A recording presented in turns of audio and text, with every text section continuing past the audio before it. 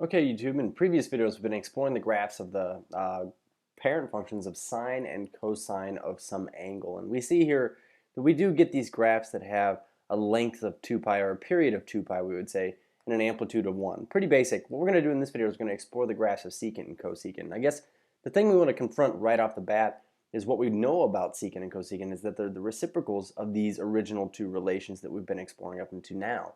And so that knowledge of these previous two curves is really going to be helpful when we talk about the graphs of these two reciprocal functions. So when we talk about these reciprocal functions, the first thing we're going to do is we're going to go ahead and admit that y equals the cosecant of x and y equals the secant of x. One second here, get my pen tool out. We're going to put these on over here. We say y equals, we'll do the cosecant of x first, and y equals the secant of x. Are these two reciprocal functions? Go ahead and scroll down here and over. These two reciprocal functions of the sine and cosine function respectively. And so what we're going to do is we're basically going to start by admitting this. And so we say that since this is the reciprocal of sine, we can go ahead and express this as 1 over the sine of x. And likewise with the secant, excuse me, we're going to get 1 over the cosine of x. And so what this does is it presents a situation in which cosecant and secant are actually able to be undefined wherever sine and cosine are equal to 0. So in order to get a good idea of what this cosecant of x function might look like, what we're going to do is we're going to look at all of the x values for which our sine function would be at a value of 0. And the reason why is because this would cause a situation where our function would be undefined on the reciprocal function. And so let's go ahead and explore this here. If we had our unit circle, I suppose undefined values are only going to occur at these quadrantal angles we see here. But I'm going to go ahead and fill in these 4 points. Since it has a radius of 1, we can say this is 1, 0, 0, 1, negative 1, 0, and then 0, negative 1. Basically, we could see that our sine function is equal to 0 whenever we have something like 0, suppose it's 0 radians. And so we could see that here on our graph here, sine is at a height of 0 at 0 radians. But also sine is at a height of 0 when we get over to pi radians here. We can see that there. And so at pi radians, we can see our graph here has a 0. And then also at 2 pi, if we were to go all the way around again, I suppose here, sine would have a value of 0. So what we're going to explore here is this, a situation where our sine curve, wherever it is at a height of 0, our cosecant curve is going to be undefined. And so we say our cosecant curve is undefined at all of these points on our original function, our sine function, where it's at a height of 0 or is 0. So we're going to put in what we're going to call vertical asymptotes. As a matter of fact, these vertical asymptotes are indicating that these are x values for which our secant function would be undefined. And so since that would occur where this original function is at a height of 0, let's go ahead and fill this in over here. We'd say we have 0 as an x value, we have pi, and we have 2 pi. And I suppose that we'll put these in between marks in here. And if we're talking about a frame, I suppose we'd go up 1 and down 1. But we could see that our frame would exist around these values here. And so essentially we're going to get asymptotes where our original sine function is at a height of 0. So we're going to say here,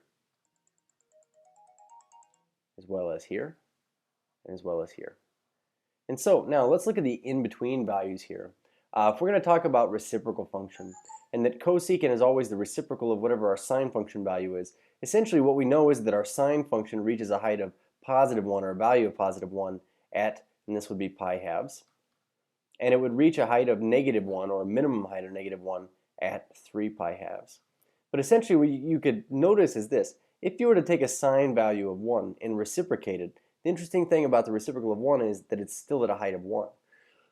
And so with respect to our cosecant curve here, what we're going to learn is that wherever our original function is at a height of 1, our reciprocal function is at a height of 1. Wherever our original function is at a height of negative 1, our reciprocal function is also at a height of negative 1. And so what we get now is a situation where we have asymptotes where the sine function is at a height of 0, and we get our other function at the peaks here touching the same sine values as you get on the original sine function, because the reciprocal of 1 and negative 1 is 1 and negative 1 respectively. So now for all these in-between values that we're going to see within here, basically what I want you to understand is that the sine right here to here is always a proper fraction. And so if we were to say like a proper fraction value between here and here, if you were to reciprocate that, what you get is a situation where you get something that is severely improper fraction, or where the top of the fraction would be bigger than the bottom. So what we're going to see on our cosecant function is essentially this. Again, asymptotes wherever our original function is at a height of 0. It's going to be at the same peaks and valleys or crests and troughs as our original function graph there. But as their function goes this way, like our sine function goes down and approaches 0 as I go, say to the right of this or to the left of this, we're going to see a reciprocal function that has values that continue to grow and grow and grow and grow and grow. And so we get this little U-looking thing right here, even though it's not a U that goes left and right forever and ever, it's bounded by these asymptotes. But we get this little U-like thing, and then down here we get this little swoop down here also. And so the neat thing about this is essentially means that if we can graph our original sine function, then we can graph our reciprocal function because we know we get these little swoops that come in and touch our curves at the crests and troughs, and that we have asymptotes where the original relationship is at a height of 0. And so let's go ahead and also look at our reciprocal cosine function. Now our original cosine function, remember, has this period of 0 to 2 pi and an amplitude of 1. So I suppose we could start with our frame first this time. How about if I go out to 2 pi here, and we'll go up 1 and we'll go down 1. We say negative 1 and positive 1. And so we've got a starting point of 0, 0. So here's this frame that would go about this here. And we could fit in our cosine graph after we get our splits in here. So we split this into fourths and then get our midline in here. But our original cosine function starts at its max, hits at 0, goes to a min, hits a 0, and then comes back to the max. So we're going to get as a situation where we have these asymptotes that again exist where our original function is at a height of 0, or at its zeros there. And then we're going to get a function that has these swoops that come in and touch the crests and troughs but are bounded by the asymptotes here. So you can see that out on the outsides here it would look like this essentially, and then come up here. But you have to understand that this graph, if we were to extend the frame to the left, perhaps out to negative 2 pi, and put our partitions in here. So we say split this in half, split this in half, split this in half, and go the other way. We say here's blue, we say extend our cosine graph the other way.